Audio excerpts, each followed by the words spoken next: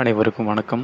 இப்பொழுது பதஞ்சலி யோக சூத்திரத்தின் அதாவது சாதன பாதத்தில் சூத்திரம் 2வது பார்க்க போகிறோம். அதாவது 54வது சூத்திரம். சமாதி பயிற்சி செய்வதற்கும் துன்பம் தரும் தடைகளை குறைப்பதற்கும் ஏற்படுவது ஆகும்.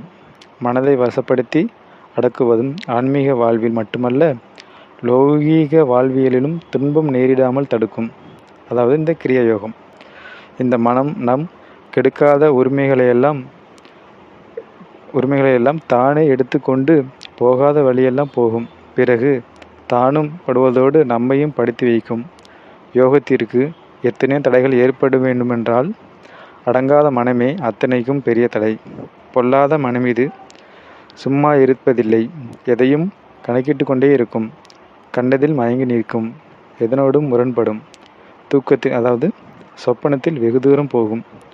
நொடிக்கு 100 நினைவுகள் கொள்ளும். இப்படி எண்ணற்ற அலைகள் எப்போதும் மனதில் அடித்து கொண்டே இருக்கும்.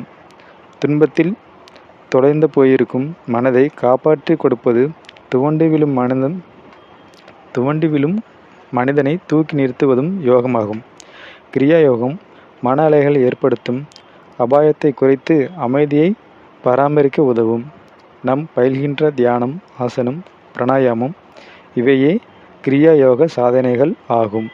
இதுதான் பகுதி 2 சூத்திரம் 2 சாதன பாகத்தில் பார்த்தோம். மீண்டும் அடுத்த ஒரு சூத்திரத்தில் சந்திப்போம். நன்றி, வணக்கம்.